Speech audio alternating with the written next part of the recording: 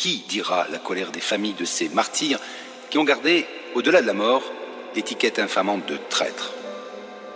La bleuite n'a pas seulement affaibli le maquis et facilité l'action militaire des Français, elle reste une verrue sur le visage de la guerre de libération. Reste à trouver l'instrument de cette intoxication. Je ne sais pas ce qu'ils se sont imaginés. Ils ont cru que...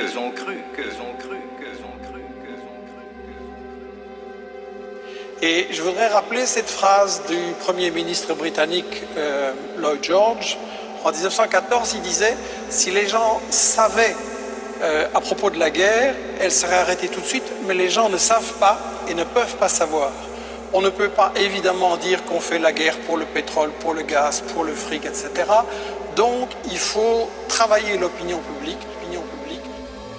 Nous acceptons que nos dirigeants et les organes de presse dont ils se servent pour toucher le grand public nous désignent les questions dites d'intérêt général.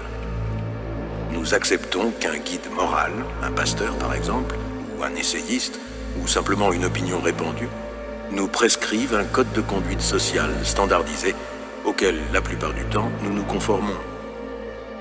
Un effort immense s'exerce donc en permanence pour capter les esprits en faveur d'une politique, d'un produit ou d'une idée. On peut critiquer certains des phénomènes qui en découlent, notamment la manipulation des informations, l'exaltation de la personnalité et tout le battage de masse autour de personnalités politiques, de produits commerciaux ou d'idées sociales.